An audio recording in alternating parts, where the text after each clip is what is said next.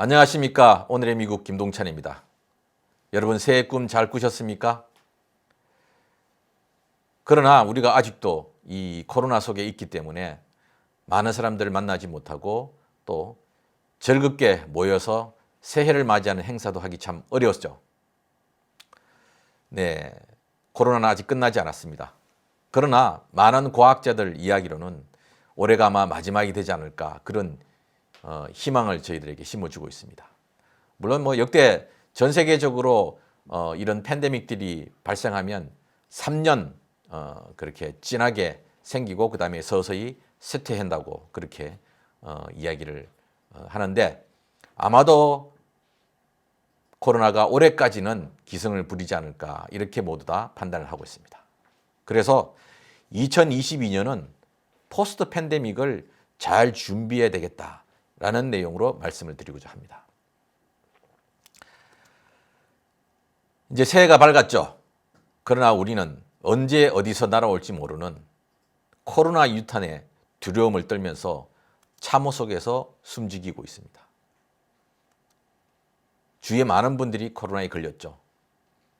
그러나 다행히도 코로나도 지쳤는지 강력했던 델타 변이가 점차 기세를 다하고 새로운 변이로 나타난 오미크론은 공격력은 높았지만 델타만큼은 인류에게 위험하지 않다는 그런 주장들을 과학자들이 하고 있습니다.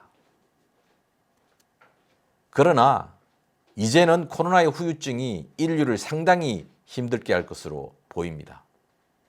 우리가 보면 전쟁이 끝나면 전쟁의 폐허를 제대로 극복해야 하는데 어디서부터 손을 써야 할지 암담함이 먼저 닥쳐오죠. 그러면서 민심이 흉흉해지고 국론은 분열이 되고 사회가 극도로 혼란해지기도 하죠. 우리가 아직 보고 있는 소말리아 내전의 결과가 아직도 더욱더 힘들게 하고 나라가 거의 폐허가 되다시피 한 상황들을 보고 있습니다. 지금 중동의 상황들도 마찬가지입니다. 전쟁이 끝났지만 그 전쟁의 후유증이 대단히 심각하죠. 그런 것처럼 코로나를 극복은 했지만 코로나로 인해서 망가진 경제 그리고 여러 가지 사회 시스템들을 복구를 해야 되는데 이 복구를 놓고 내가 옳으니 너가 틀렸니 이런 논쟁들이 진행이 되고 그러면서 국론도 이쪽 저쪽으로 분열이 되면 진짜 어려운 사회로 빠지게 되는 것입니다. 그렇지만 이런 상황에서 강력한 리더십이 작동하고 국민들이 대오각성하여 단결하면 오히려 전쟁 이전보다도 더 발전하는 경우들이 있었죠.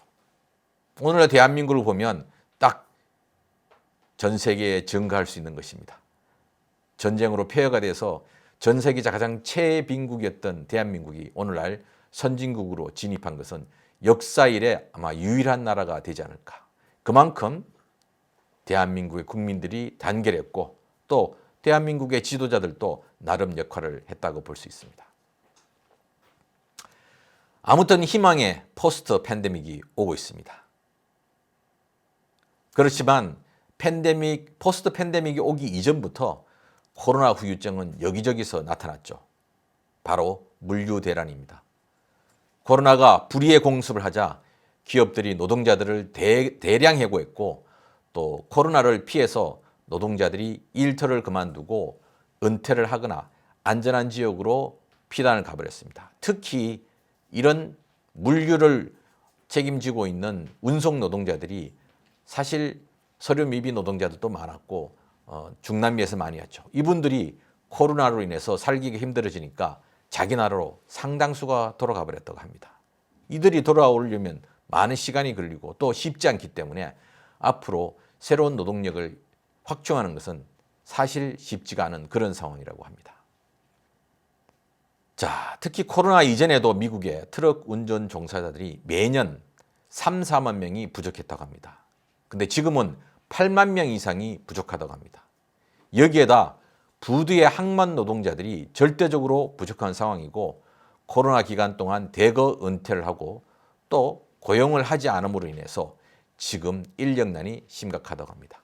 이분들이 은퇴하기 이전에 새로운 인력들을 뽑아서 그들을 훈련시켜야 되는데 지금은 그런 인력들을 훈련시키기조차 힘든 상황이라고 합니다.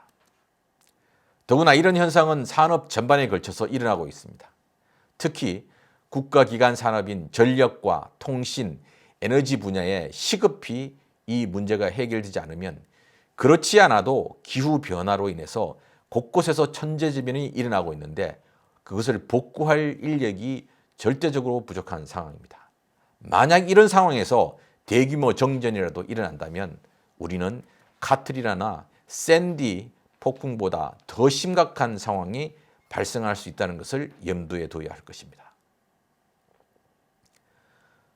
코로나 후유증으로 많은 나라의 경제가 또한 엉망진창이 되면서 민심이 흉흉해지고 있는데 이로 인해서 정치적 혼란이 일어날 경우 국가적 정변이나 내부 불만을 밖으로 돌리기 위해서 전쟁과 같은 극단적인 선택을 하는 나라도 있을 수 있습니다. 과거에도 역사가 이런 것들이 있었다는 것을 우리는 역사책에서 얼마든지 찾을 수 있습니다. 그러지 않아도 미국과 서구 진영 대 중국과 러시아 진영 간 긴장이 점점 높아지고 있는 것은 참으로 우려할 만한 일입니다. 세계 최강의 미국 시민으로서 미국이 이런 대결의 정세를 대화와 타협의 분위기로 만드는데 중요한 역할을 하도록 우리 시민들이 또한 노력을 해야 할 것입니다. 미국 내부도 만만치 않습니다. 남북전쟁 이후 인종, 지역 이념으로 미국 역사상 가장 심각한 국론 분열의 상태에 있고 지난 대선에서 또한 대선에 대한 불인정으로 초유의 의회 난입 사건이 발생한 상황이기에 더욱더 엄중한 상황입니다. 그리고 다인종 사회인 미국이 서로 다른 인종의 차이를 차별화하고 적대시하는 상황이 발생하여 미국 내 가장 소수계인 우리 아시아계가 이번 코로나로 인해서 심각한 인종 혐오 공격을 받고 또한 움츠러들고 있는 그런 실정입니다. 위기의 시기에는 국민의 강력한 지지를 받는 통합의 리더십과 전 국민의 단결만이 유일한 대안입니다.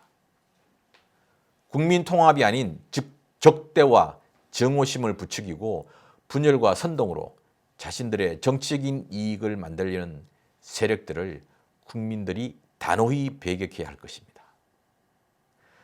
특히 올해는 중간선거가 치러지는데 우리와 같은 소수계는 단 한 명도 빠짐없이 유권자 등록을 하고 투표에 참여해야 합니다.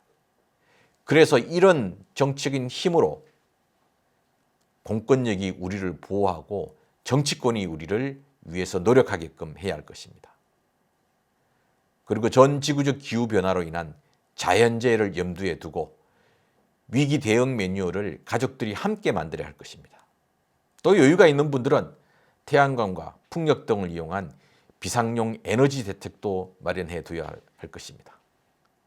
2022년을 준비하는 하나의 노력은 바로 이런 우리의 생각과 노력 그리고 활동이 있어야 하지 않을까 생각합니다. 지금까지 오늘의 미국 김동찬이었습니다.